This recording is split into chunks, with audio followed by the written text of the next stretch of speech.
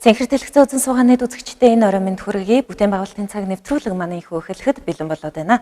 Өнөөдрийн нэвтрүүлэгт маань Төв аймгийн орон нутгийн өмчийн газрын дарга Бачаргал, барилга захиалагч орон сууцны корпорацийн захирал Ганбаяр нар урагдан оролцоод байна.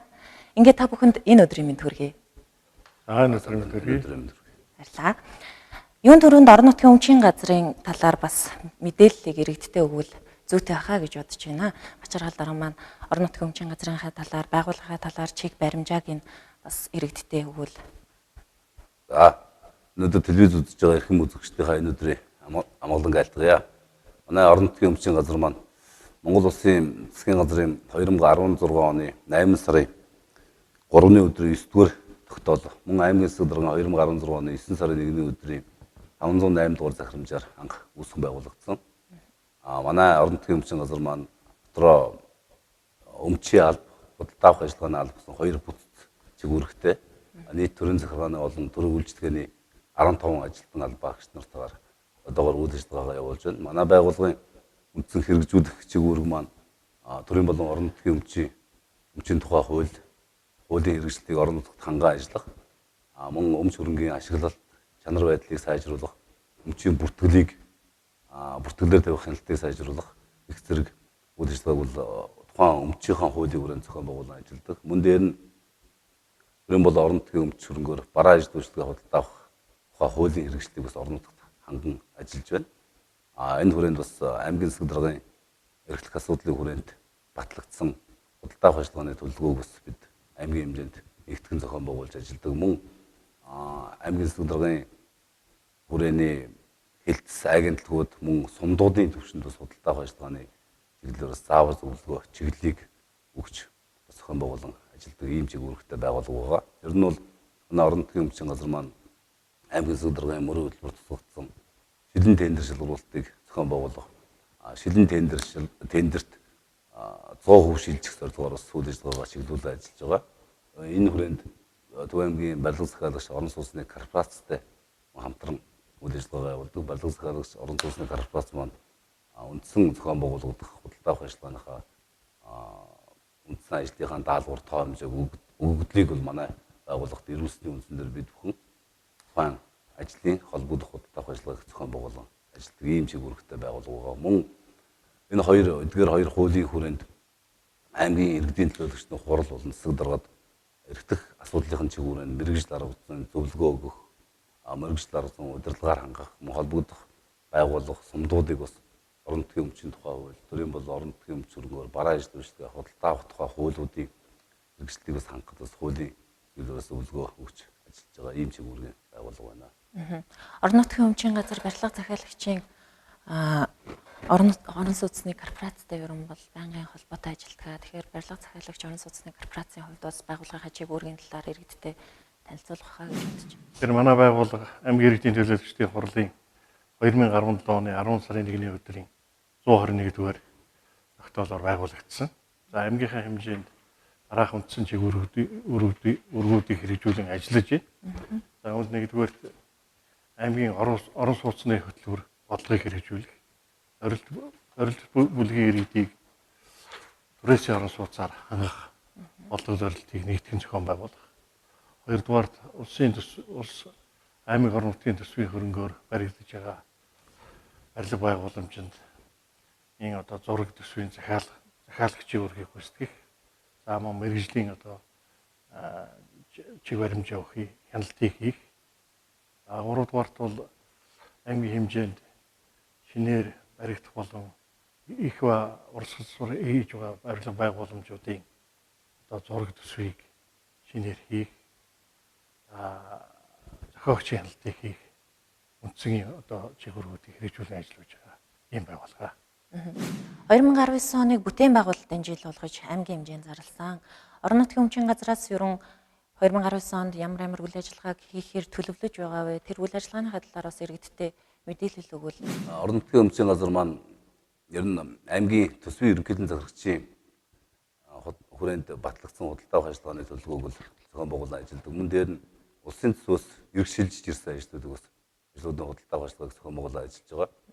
Энэ жил аймгийн хэмжээнд аймгийн засаг даргын өөрийнх нь хөрөнгөөр батлагдсан 32 нэр төрлийн 8 тэрбум төгрөгийн хөрөнгө оруулалтын байгуулалтын ажлууд байна. Мөн улсын төсвийн хөрөнгөөр эрхэн шилжиж ирсэн 16 нэр төрлийн 32.7 тэрбум төгрөгийн хөрөнгө оруулалтын ажлууд байгаа.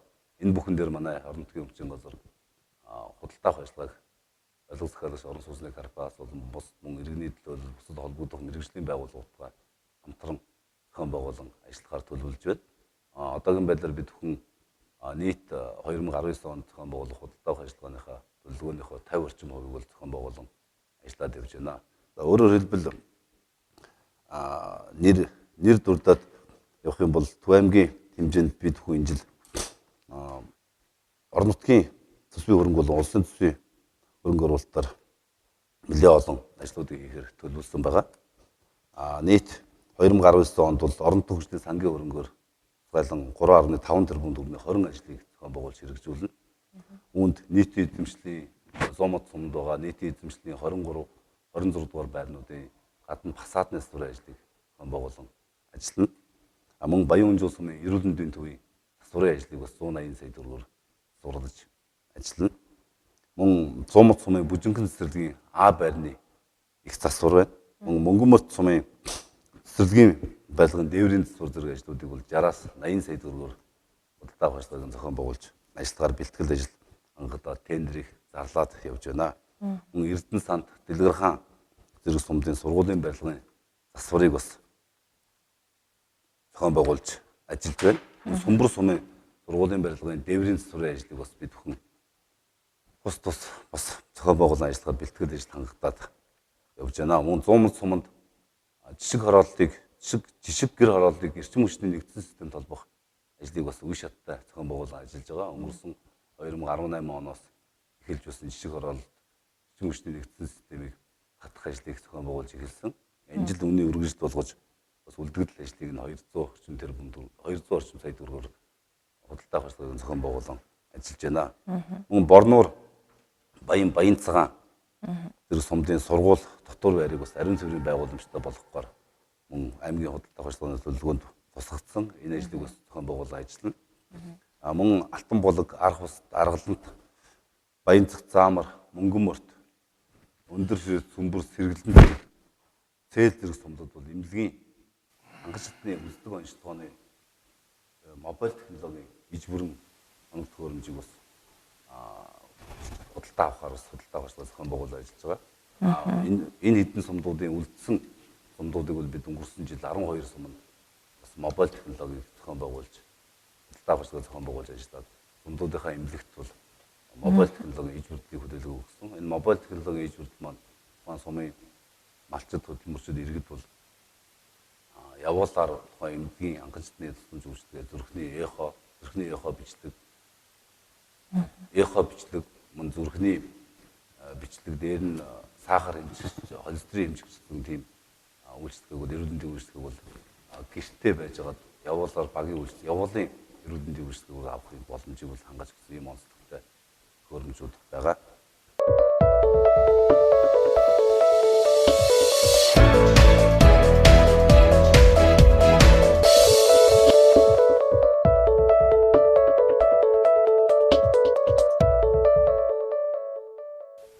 Мөн аймгийн замын сангийн хөрөнгөөр 2019 оноос тодорхой ажлуудыг бас зохион байгуулахаар төлөвлөсөн. 100 мод сумын төвд бас дугуйн зам барихаар төлөвлөн бас ажиллаж байгаа. Энэ ажлыг бас энэ 5 сард багтаж давхарлагын зохион байгуулан ажиллана. Мөн 100 мод сумын авто замын үйл цууны арчилтын ажил гэж байдаг. Энийг бас энэ ажлын худалдаа авах зохион байгуулж сумын төвийн үйл цууны замын арчилтын ажлыг гүйцэтгэжийг бас сонгуульд оруулна. Дараа нь байгаль хамгаалах чиглэлээр байгаль нөхөн сэргээгч чиглэлээр үйл ажиллагааг зохион байгуулан ажиллахаар Баян чанамын Эрдэнэ, Заамар, Цээл зэрэг сумын төвийн унтны усыг бол усыг цэвэршүүлэх төхөөрөмж төлөвлөх ажлыг бас зохион байгуулан ажиллаж байгаа. Энэ маань сумын төвийн унтны усны худаг цэвэршүүлэх төхөөрөмжтэй болно гэдэг нь иргэд өөрөө хатуулаггүй усаар хүнснийхээ хэрэгцээнд хангах юм боломжтой болж байгаа. Мөн Алтан булаг Баян цагаан, Баян Өнжөө, Сэргэлэн зэрэг сумдууд нийт сум тус бүрд нь 2 гээд нийт 10 хоногийг бас байгалийн боловсон сангийн хөрөнгөөр жил энээр гарах гар ус мөнгө зохион байгуулан ажиллаж байна. Аймгийн төсвийн шилжих үлдэгдэл гэж байдаг. Мөн энэ төсвийн шилжих үлдэгдэл дээр бас дараах ажлуудыг хийгээд төлөвлөж байгаа. 100 мод суманд одонд өндөрдгийг сэргээн цэцэрлэхээр бас төлөвлөн худалдаа авах ажлыг зохион байгуулахаар бэлтгэл ажил хангагдаж байна. Мөн өнгөрсөн 2018 оны төгсгөлд зохион байгуулагдсан шинэ суурьшлийн бүсэд газрын дуудлага худалдаа зохион байгуулагдсан байгаа. Энэ газрын дуудлага худалдаагаар зарагдсан газарт дэд үтцийн үйл ажлыг зохион байгуулах, гүйцэтгэх ийм аж ахуйн нэгжийг сонгуульжлуулах ажлыг зохион байгуулахаар худалдаа авах ажиллагааны бэлтгэл хангагдсан. Энэ худалдаа авах ажиллагааны ажиллагааг зохион байгуулж гүйцэтгэгчийг сонгуульжлуулаад ажил гүйцэтгэж дуусны дараа манай гадуур худалдаанд оролцоод газраа худалдаа авсан иргэд маань хувийн орон сууц, хувийн байшингаа барихын бүрэн боломжтой болж байгаа. Энэ нийт энэ дээр Төв аймгийн хэмжээнд 44 айлын газрыг бол дууд худалдаагаар зохион байгуулж ажилласан. Энэ хүрээнд энэ 44 айлын оролтын доорх тийм газар дэд үтцийн цэвэр ус, бохир, дулааны шугамын ажлыг бол зохион байгуулах ажлыг бол хийж байна. Дараа нь 100 мод сумын төвийн гэрэлтүүлгийн ажлыг зохион байгуулахаар 200 сая төгрөгөөс төлөвлөсөн байгаа. 2019 оны худалдаа авах ажиллагааны төлөвлөгөөнд энэ ажлын бэлтгэл ажил хангагдж байна. Мөн Төв аймгийн нэгдсэн эмнэлэгт бас ариутгал халдваргүйжүүлэлтийн тоног төхөөрөмжийг бас худалдаа авах ажиллагааг зохион байгуулан ажилласан. Мөн аймгийн нэгдсэн эмнэлэгт дурангийн мэс заслын аппарат холбогдох тоног төхөөрөмжийг бас худалдаа авах ажиллагааг зохион байгуулан ажиллаад бас гүйцэтгэгчийн сонгуульжлуулаад ажиллаа хийгээд эхэлсэн явж байна. Мөн Төв аймагт өнгөрсөн 2018 оноос хэрэгжүүлж эхэлсэн зорилттой бүлгийн иргэдийг төрөөсөө орон сууцаар хангах зөвлөр гэж хэрэгжиж байгаа. Мөн аймгийн эсвэлдэргийн мөрийн хөтөлбөрт бас тусгагдсан зорилт байдаг. Энэ хүрээнд аймгийн хэмжээнд өнгөрсөн жил 18 онд 400 сая төгрөгөөр нийт 12 байрыг худалдаа авч төрөөсөө орон суусан сан бүрдүүлсэн. Энэ төрөөсөө орон суусанд маань тухайн чиглэлийн зорилтод 8 бүлгийн иргэд бол хамрагдан төрөөсөө орон суусанд одоо хамрагдахуус бэлэн болчиход явж байна. Энэ хүрээнд өнгөрсөн энэ 2019 онд бол үргэлжлүүлээд төрөөсөө орон суусны энэ санг нэмж бүрдүүлэх зорилгоор 400 сая төгрөгөөс аймгийн худалдаа авах ажиллагааны төлөвлөгөөнд нэмж баталсан. Энэ хүрээнд бид бүхэн бас 400 сая төгрөгөөр бас төрөөсөө орон суусан сан бүрдүүлэх зорилгоор худалдаа авах ажиллагаа зохион байгуулахаар бас төлөвлөн ажиллаж байгаа. Мөн аймгийн хэмжээнд бас бага дунд орлоготой бас зорилттой бүлгийн иргэдэд чиглэсэн гэр төслийг хэрэгжүүлэхээр дөрөв ажиллаж байгаа. Гэр төсөл маань бас тодорхой чиглэлийн 100 мод сум болон Төв аймгийн 27 сумаас өмнөд бас зайлшгүй болсон байгалийн гамшиг янз янзын бусад тохиолдолд гэр оронгүй болсон айл өрхүүдэд бас айл өрхүүдийг бас гэрээр хангах гэдэг зорилгоос гэр төслийг хэрэгжүүлж байгаа. Энэ ажил бас байгуулагдаж явна. Энэ мэтчлэн аймгийн хөрөнгө оруулалтаар хийж байгаа ажлууд байна. Мөн улсын төсвийн хөрөнгө оруулалтаар хийж байгаа ажлууд дөрвөн биелсэн 16 нийтлэлийн 32.7 тэрбум төгрөгийн ажил байгаа. Энэ ажил маань Төв аймгийн Алтан булаг сумыг хаан улс дүүргийн туул тусламжтай холбох дуучлалтаа авцсан ажил. Үгийн нэгдүгээр энэ ажил бас зохион байгуулагдаад одоо гүйцэтгэгчийн сонгуульжлуулах шатанда явж байна. Дараагийн ажил маань Төв аймгийн Борнуур сумын шавхтай голын бетонын гүүрийн ажил байгаа. Захиалагч орон сууцны корпорациас 2019 онд бүтээн байгуулалтын жилд бас нэлийн хөрөнгө оруулалт хийх баха. Тэгэхээр ерөн 2019 онд танай байгууллагаас яг ямар ажлыг хийхээр төлөвлөж байгаа вэ? Иргэдтэй мэдээлэл өгвөл. Тэгэхээр 2018 оногийг аймгийн иргэдийн төлөөлөгчдийн хурлаас үйлдвэрлэл үйлчлэгийг дэмжих жил болгон зарласан. Энэ өрөөний жилийн хүрээнд аймгийн хэмжээгээр иргэд олон түмэн рүүгээ чиглэсэн нэлээдгүй ажлуудыг хийж гүйцэтгсэн. За эндээс дөрөвдөл хамгийн нэгдүгээр төрийн нэгдсэн үйлчлэгээний нэг цагийн одоо үйлчлэгээний байрыг зохион байгуулж иргэдэд үйлчлэгийг эхлүүлсэн. За 100 мод сумын соёл амралтын хүрээлэнд хүүхэд залуучуудын амралт чөлөөт цагийг зөв боловсон өнгөрүүлэх зорилгоор одоо сагсан бөмбөгийн талбай, хөл бөмбөгийн талбай, софт дэнсний талбай, Шаган харвааны байр их мэтлэнгийн одоо ийм одоо объектуудыг шинээр барьж тогтоолж бүгдийн тоглоомын талбай их мэтлэнгээр ийм объектуудыг шинээр барьж тогтоолж ашиглалтанд оруулсан. За нөгөө талдаа нийтийн эзэмшлийн орон сууцны барилгуудын орц, гадна фасад, дээврийн засваруудыг хийж иргэдрүүгээ чиглэсэн одоо арга хэмжээ авсан тийм ээ. Энэ бол одоо манай дивизийн гэж нэрлэгддэг 5 дугаар хорооны 19 дугаар байрнуудын одоо орцны болон дээврийн гадна талын фасадны одоо хийгдсэн засваруудаас харагдана. За нөгөө талдаа мөн одоо 5 6 дугаар багийн гэр хорооллын айлуудыг төвийн нэгдсэн шугамд холбох ажлыг эхлүүлсэн. Өөрөөр хэлбэл 5 дугаар багийн айл өрхүүдээс усны аж ахуй гэж нэрлэгддэг одоо тэр айл өрхүүдээс үндсэндээ 122 м одоо шугамынд татаж зөвлөсөн одоо системд хангасан.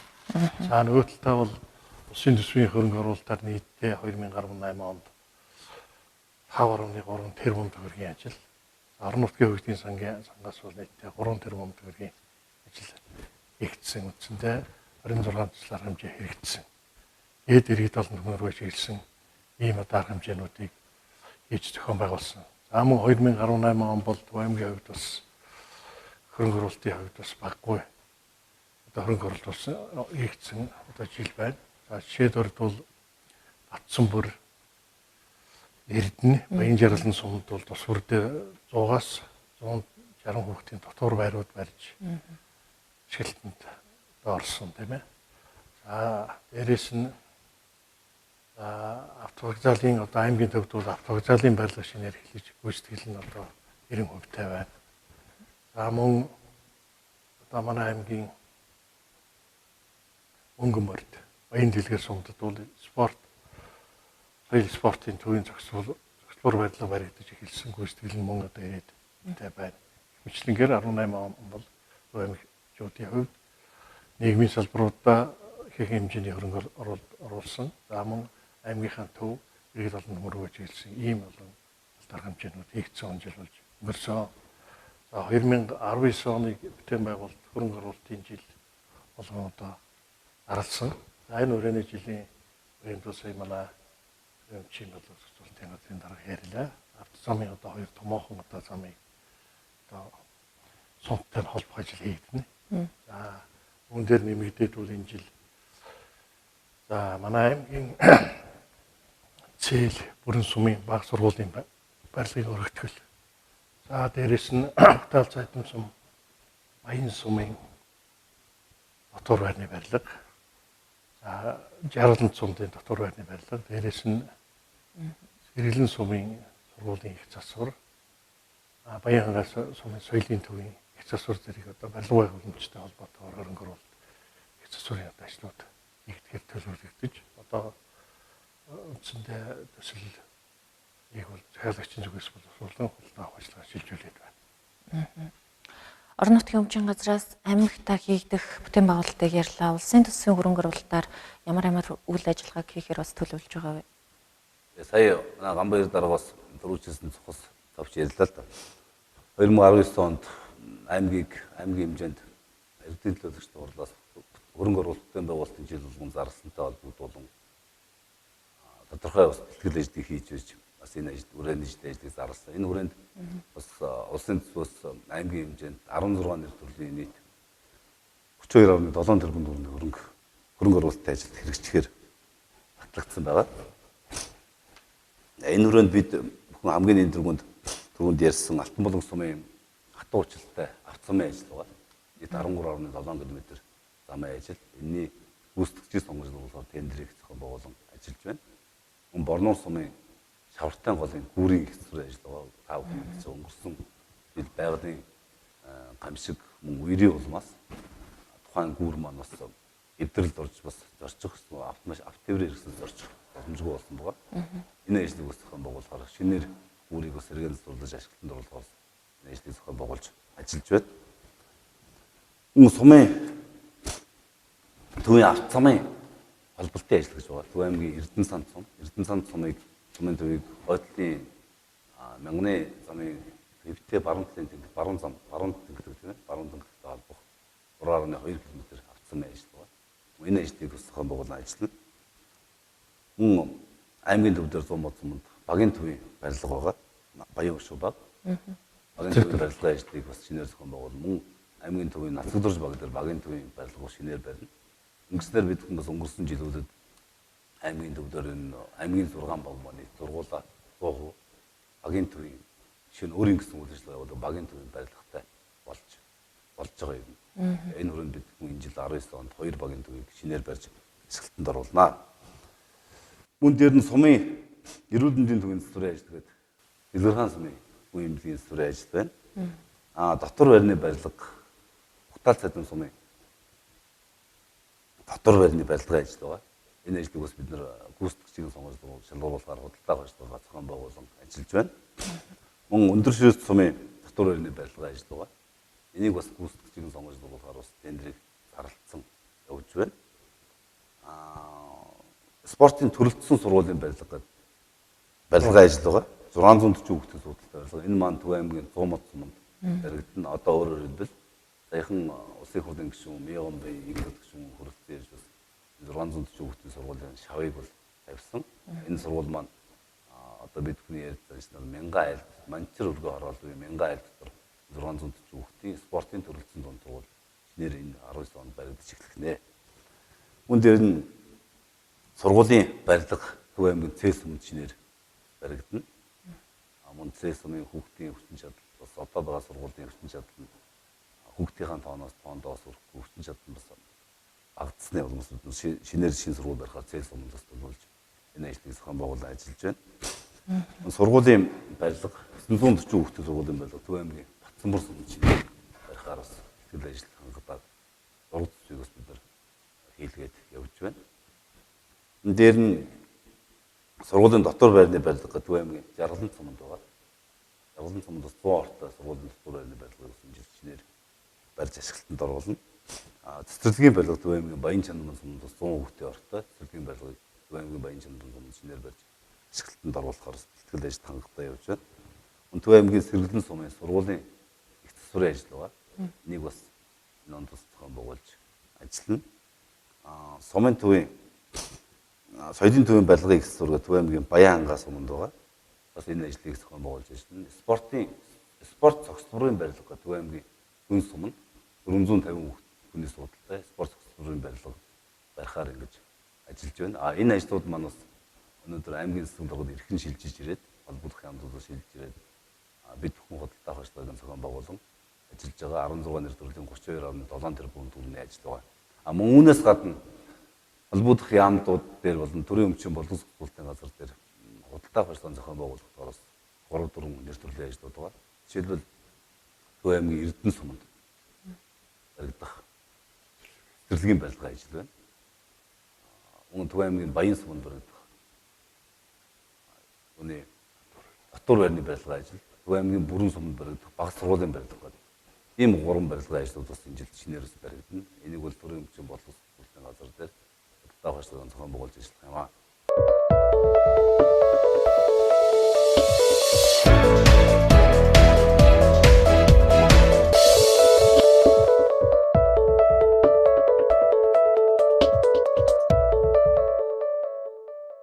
Төв аймгийн Мөнгөмөрт сумыг Багнуур дүүрэгтэй холбох бас хатуучилтаа авцсан ажил энэ жилээс зохион байгуулагдаж ажиллана. Эхлэхээр бас бэлтгэл ажил хангалттай явж байна. Энэ ажил маань зам тээврийн хөгжлийн яамдаас үйл ажиллагаа зохион байгуулагдаад явж байгаа. Ийм ажлуудыг 2019 онд зохион байгуулахаар бэлтгэлээ хангаад зарим ажлуудыг зохион байгуулаад гүйцэтгэгчийн сонгогдоод явж байгаа ийм байдалтай байна одоо юм. Орон нутгийн өмчийн газартай мэдээж тендер зарлагдах гэдэг асуудал бол хамгийн салшгүй холбоотой байдаг. Тэгэхээр тендер зарлагдах гэдэг маань ямар үйл явцтай яаж явагддаг вэ гэдгийг бас иргэдтэй тодорхой мэдээлэл өгвөл бас зүйтэй байх гэж бодож байна. Одоогоор бас тендер зарлагдалт ерөн хэр байна, тийм ээ? Ямар шатандаа явж байна? Тэр талаар бас мэдээлэл өгвөл. Орон нутгийн өмчийн газар гэдэг маань би түрүүнд хэлсэн төрийн болон орон нутгийн өмч хөрөнгөөр бараа ажилтнуудаа худалдаа авах хуулийн хэрэгжлийг орон нутгад ханган хариуцсан ажил зохион байгуулж ажилладаг ийм байгууллага чигүүртэй байгууллага байгаа. Энэ хүрээнд тухайн жилийн худалдаа авах ажиллагааны төлөвлөгөөг холбогдох хэлтсүүд сумдаас бас холбогдох саналууд шийдвэрүүд гарна. Дээр нь аймаг хөгжүүлэх эдийн чиглэл Төв аймгийн Сэлбэргийн үйл ажиллагааны мөрийн хөтөлбөр, аймгийн хөгжлийн хөтөлбөр гэсэн энэ бодлогын баримтчгүүдээс бид нар бас үндсэн санаа чиглэлүүдэд төвлөрөө авна. Мөн дээр нь 2016 оны 9 сард бид бүхэн бас Төв аймгийн хэмжээнд 16-аас 20 оны хүрээнд их засвар хөрөнгө оруулалт их нийт барилга байгууламжийнхаа эрэм дарааллыг ээж дарааллыг шинжилэн тогтоосон байгаа. Энэ шинжилэн тогтоосон эрэм ээж дарааллын дагуу бид нар холбогдох яамдуудаа бас саналаа хөрвүүлээд улсын төсвөр зөв тус тухайн хөрөнгүүдийг засварлах, шинээр барих барилга байгууламжаа суулгаа явуулж байгаа. Мөн энэ чиглэлээр бид нэр аймгийнхаа өөрийн хөрөнгөөрөө бас засварлах болон шинээр барих барилга байгууламжийнхаа шинээр хийх бүтээн байгуулалтын ажлуудыг бас энэ их засвар хийх хөрөнгө оруулалтын нэрэм дараалал бас баримтлан ажилладаг нэгдүгээр. Мөн дээр нь хилцээ агентлагууд сумдаас гарч байгаа санхүүгийн шатны саналууд бодлогын бичиг баримтуудаас дүүрлэн гаргаж байж бид нар бас иргэдийн төлөөлөгчдийн хурлаараа тухайн жилийнхаа 2019 оны худалдаа авах ажиллагааны төлөвлөгөөг аймгийн Сэлбэрэг батлагдсан төсвийнхөө хүрээнд аймгийн иргэдийн төлөөлөгчдийн хурлаар батлуулдаг. Аймгийн иргэдийн төлөөлөгчдийн хурлаар батлуулсан худалдаа авах ажиллагааны төлөвлөгөөг бол төрийн өмчийн бодлого сэтгүүлтийн газар болон сангийн аавнд бид бүхэн холбогдох төлөвлөгөөгөө хургуулan хянуулж батлуулсны үндсэн дээр олон нийтийн мэдээллийн хэрэгслээр нийтэд зарладаг. Монголын үнэн сонинд бас Төв аймгийн 2019 оны төсвийн ерөнхийлөн захирагчийн худалдаа авах ажиллагааны төлөвлөгөө гэж Монголын үнэн сонинд тавьж байршуул зарлаж байгаа. Мөн tender.gov.cgmn гэх сайт дээр бас Төв аймгийн Сэлбэргийн бас худалдаа авах ажиллагааны төлөвлөгөө дэлгэрэнгүйгээр нээлттэй тавигдсан байдаг. Энэ сайт руу ямар ч иргэн аж ахуйн нэгж байгууллагууд хандаж Төв аймгийн Сэлбэрэг 2019 онд юу худалдаа авч ямар худалдаа авах ажиллагаа жил зохион байгуулах нь гэдгийг бол харах боломжтой байдаг. Энэ Төв аймгийн хурал цэгмэн сайт, мөн шилэн дансны сайт байна. Манай өөрийн өмчийн газрын өмч цэг.gov.cgmn гэсэн сайт. Төв аймгийн хэвлэл мэдээлэл олон нийтэд харилцах албаг байна. Энэ мэтчлэн мэдээллийн хэрэгслүүд байгууллагуудын бас цахим сайтууд дээр бид нар худалдаа авах ажиллагааны төлөвлөгөөг байршуулж ажиллаж байгаа. Мөн дараа нь яг тухайн зохион байгуулалт худалдаа авах ажиллагааны ажил тусвар дээр нь бид нар Монголын үнэн сонин дээр зарыг байршуулж бас ажиллаж байгаа. Ийм хэлбэрээр бас иргэд аж ахуйн нэгж байгууллагууд бол худалдаа авах ажиллагааны төлөвлөгөө болон тухайн зарлаж байгаа тендерүүдийн мэдээллийг авах боломжтой байдаг. Мөн дээр нь орон нутгийн өмчийн газар манайх өөрийнхөө мэдээллийн самбар руу холбогдох мэдээллийн хэрэгслээрээ бас дамжуулан зарыг бол хүргэж ажиллаж байгаа. Тендер зарлагдаад тендерт ялцдаг тийм ээ. За эргүүлээд тэр компаниудаа яаж үйл ажиллагаанд нь хяналт тавьдаг юм бэ? Тийм. Худалдаа авах ажиллагаа зохион байгуулад гүйцэтгэгчийн сонгон шалгаруулна. Шалгаруулсны дараа гэрээ байгуулад үе шатны ажлын хуваарийг үе шатны ажлын хяналтыг бол тавьж явах хэрэгтэй. Энэ үе шатны ажлын хяналтыг бол мэдээж манай барилга захиалагч орон сууцны корпорац манайхтай салшгүй байнгын үйл ажиллагаа холбоотой үйл ажиллагаа явуулдаг байгууллага. Эднийх бол үе шатны хяналтыг бол тогтмол тавьж ажилладаг. Тухайн барилгыг эхлэхээс нь өөрийнхөө ажлыг ашиглалтанд улсын комист өгөн өгөх хүртэл бүхэл үе шатны ажлын хяналтыг тавьж тухайн барилгыг стандарт норм дүрмийн дагуу ажлын өгөгдсөн тоо хэмжээ зааврын зургийн дагуу хийх гэдэг бас хяналтыг тавьж зохион байгуулж ажиллаж байгаа байгууллага байгаа. Мөн дээр нь орон нутагт манай аймгийн Сэлбэргийн бас хөрөнгө оруулалтын үйл ажиллагааны хяналт тавих журам гэж батлагдсан гарсан аймгийн Сэлбэргийн хөрөнгөөр батлагдсан журам байна. Энэ журмын хүрээнд тухайн хөрөнгө оруулалтын ажилд хийгдэж байгаа сумдын иргэд өөрөө олон нийтийн зөвлөгөөж хурж ярьдаг тийм олон нийтийн оролцооны аргаар хяналтыг тавих боломжтой. Тухайн барилга дээр хяналт тавьж байгаа захиалагчийн хяналтын зардал гэж үүдэг. Тэр зардлаас тодорхой хэмжээний бас хяналт тавьсан үйл ажиллагаанд нь бас тийм урамшуул хэлбэрээр тухайн иргэдтэй бас олгоё гэсэн байдлаар шийдээд бид зохион байгуулад ажиллаж байгаа. Ийм байдлаар хяналтыг бол тавьж явж байна. Хяналтыг бол ингээд тавьчих юм байж. Ер нь бол улс аймгийн хэмжээнд хөрөнгө оруулалт оруулаад за түүнийг хэрхэн буцааж үр дүнгийн тооцдог вэ? Тэр нь улсын төсвийн хөрөнгө оруулалт хийгээд эргээд үр дүнгийн тооцох тухайн бий болсон хөрөнгийг үр ашигтай чанартай ашиглах гэдэг нь хамгийн гол асуудал. Мэдээж улсын төсвийн хөрөнгө оруулалт орнууд орон нутгийн хөрөнгөөр хийж байгаа ажлууд нэн тэргуунд хугацаанд чанартай өгөгдсөн ажлын норм дүрм тоо хэмжээний дагуу хийгдсэн байх хэрэгтэй. Тэрийг бид нар шалгаж улсын комиссэд хүлээж авч байгаа. улсын комисс хүлээж авсан дараа тухайн хөрөнгийг орон нутгийн өмч хөрөнгөнд бүртгэж авах ажлыг бас манай байгууллага хариуцсан зохион байгуулж, он холбогдох чиглэлийн байгууллагууд болон сумдуудад бодлого, чиглэл арга зүйн зөвлөгөөгөл өгж чиглэлээр хангаж ажиллаж байгаа. Тэгээ орон нутгийн өмчөд бүртгэгдээ тухайн хөрөнгө яваад ирдэг.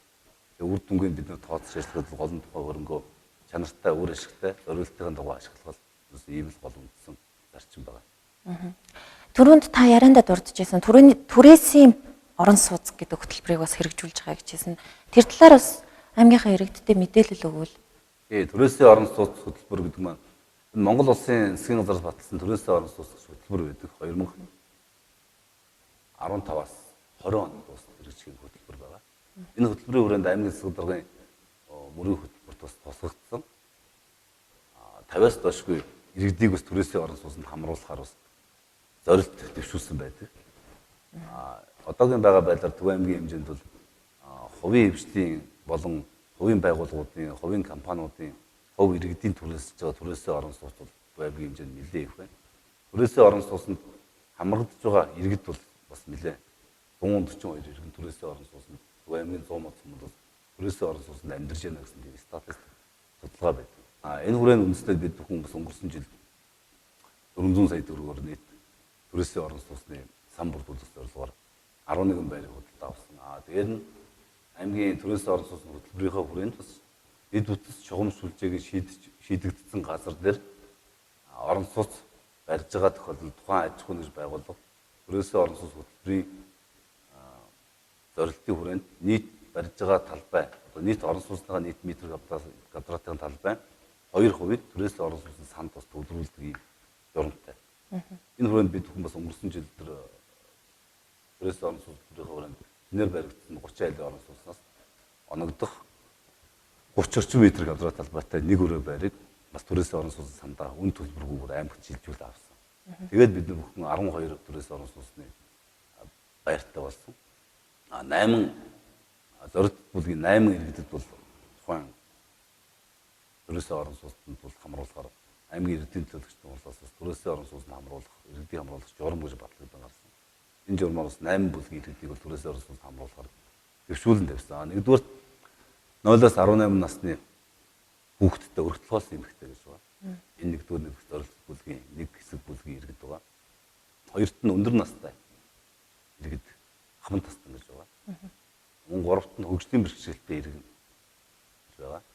Мөн дээр нь дөрөвт нь төрийн албаа гэж байна. Төрийн албаа гэдэг нь өөрөө төрийн захиргааны болон төрийн боловсролын төрийн үйлчлэгээний эрүүл мэндийн гэдэг нэлээд олон төрлийн чиглэлээр явж байгаа.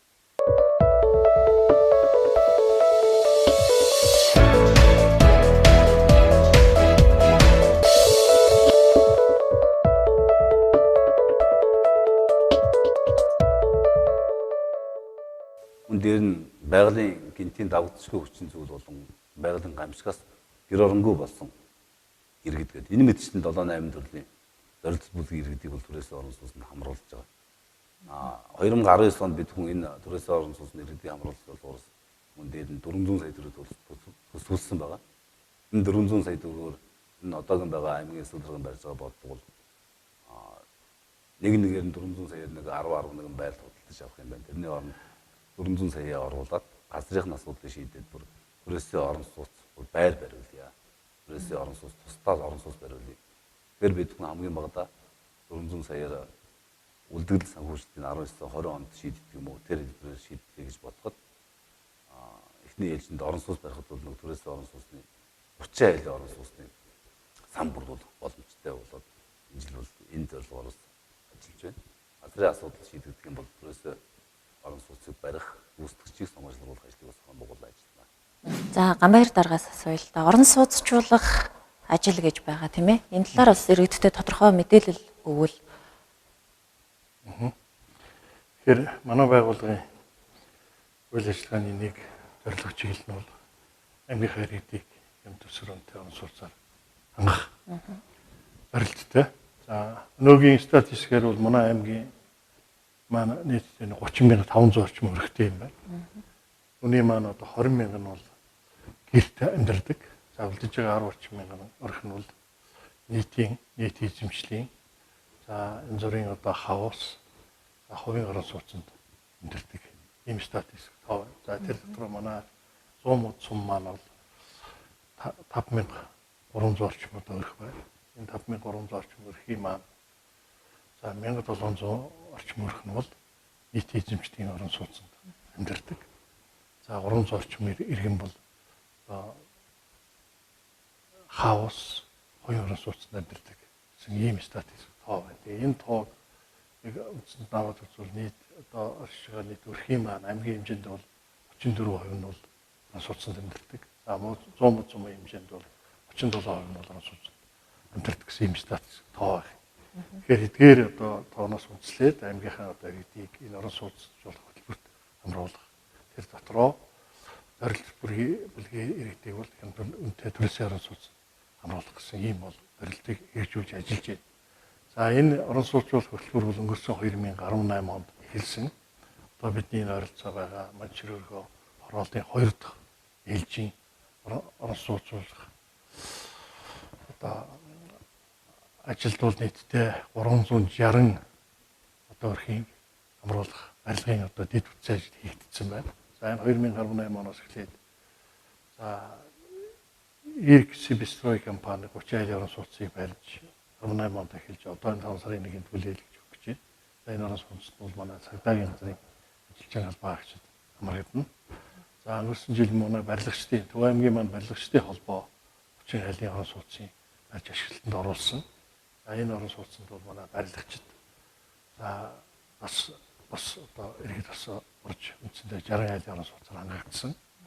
За мөн энэ оролтын 60 айлын орон сууцны суур одоо тавигдаад буу строй компани байгуулж байна. За энэ жилийн одоо 2019 оны бүтээн байгуулалт хөрөнгө оруулалтын жилийн ажлын хүрээнд 270 айлын орон сууцны барилга баригдахаар хүлээгдэж байна. Өөрөөр хэлбэл дэд бүтц бүхий газар нь бол одоо шийдэгдсэн. За өнөөдөр аймгийн даргын одоо хурлаар энэ үлдэж байгаа 270 айлын орон сууцыг барих барилгын компаниудыг одоо тодорхойлож ажилд нь оруулах, дундын сан нээж хөрөнгийг байршуулах ажлын одоо эхлүүлэх ажлыг ярилцаж үндсэндээ энэ 270 ажлыг айлын орон сууцны барилгыг хийж эхлүүлэхээр аймгийн барилгачдын холбооны 3-4 компани, за мөн Улаанбаатар хотоос буу компани, за мөн инженеринг гэдэг компаниуд санал аваад за эх 7 хоногоос бол гэр хэлцээрээ байгуулах ажилдаа эхлээд явчихсан. За энэ дүнгээс харахад бол энэ одоо ирэх 2019 онд нийт 270 айл өрх орон сууцны энэ Манчжургөө хорооллын 2 дугаар ээлжийн одоо барилгад орж болох нэ гэдэг юм байдал харагдсан. За энэтэй холбогдуулаад төрөмчийн боловсруулалтын газраас яриад байгаа төрөөсийн орон сууц хөтөлбөрийг мөн эндээс одоо өөрөөр хэлбэл нэг 9 айлын орон сууц төрөөсийн орон сууц ирэх энэ 19 онд шинээр бий болох ийм бодит болцоо үүснэ. За нөгөө талаараа энэ аймгийн төвлөрсөн шугамд холбогдсон энэ хуучнаар одоо манай нефтийн задраа гэж ярьдаг энэ театрын одоо зүүн тал дээр энэ орчимд бид нэр энэ одоо хямдрантай бас одоо сүүлийн үеийн технологиор баригдаж байгаа каркасын хэлбэртэй за манайхан Канада технологийн барилгач гэж ойлгодог ийм хаус хотхныг барьж байна одоо энэ өсөрөгдөд ингэж явж байна. Энд бол энэ хотхонд бол нийтдээ энэ жил бол нэг 6 айл орохоор за мөн түүний урталт бол мөн одоо газар шийдэгдчихсэн 1570 м квадрат газар мөн одоо хаусны зарлагаар газар шийдэгдсэн байна. Тэгээ бид бас уул ялгуулалтаа зарлаад энэ 5 хаус оруулаад барина. За эдгээр энэ 5 хаус оруулууд амжилттай одоо хэрэгжээд үр дүн одоо богино хугацаанд эдгээр үндсэндээ 1 сарын дотор баригддаг барилгууд сүүлийн технологиор энэ маань нэг дулааных одоо агуулгын шин чанарын тэр нь одоо батлагдвал бид аймгийнхаа хэмжээнд сумдаа ийм технологийн орон сууцаар хангах ийм бодлогыг баримталж байна. Сумдын төрийн албаа агчдын сумдын зорилт бүлгийн иргэдийг ийм одоо технологийн барилгаар одоо хурдан богино хугацаанд хангах юм зорилгыг баримталж ажиллаж байна. За нэг талаа сууцлуулах хөтөлбөрийн хүрээнд 2,000 айлын хэсэгчсэн төлөвлөгөө хийгдээд аймгийн хэмжээнд өрн бэлэн болсон байна. За энэ хэсэгчсэн төлөвлөгөө экспертизээр батлагдаад дуусвал энэ дэд бүтцийн асуудлыг шийдвэрлэх цаашлаад Манчир өргөө 2 хороол гэсэн шинэ одоо 1000 жилийн орон сууцны хорооллын одоо гадна тогшилтын зураг төсөв тэр зүйлүүд хийгдэж байна. Ингээд аймгийн барилга орон сууцны корпорац байгуулагдсанараа аймгийнхаа одоо орон сууц барилгын бодлого хөтөлбөрийг хэрэгжүүл жил бүр одоо 360-аас доошгүй айлын орон сууцсан хамруулах ийм одоо зорилтыг тавина хэлж байна. 2019 оны бүтээн байгуулалтын жил болгон аймгийн хэмжээнд зарласантай холбогдуулаад хорон нутгийн өмчийн газар болон барилга захиалагчийн орон сууцны корпорацаас өнөөдөр оролцлоо бидний нэвтрүүлэгт тийм ээ. За цаашдаа аймагт маань маш олон орон сууцнууд баригдаж иргэд маань бас сэтгэл ханамжтай хоттой амьдрах байхаа гэж найдаж байна. Ингээд цаашдынх нь ажил хөдөлмөрт өндөр амжилтыг хүсье. Дараагийн нэвтрүүлэгт дахин бас оролцох байхаа гэж найдаж байна. Баярлалаа та бүхэнд.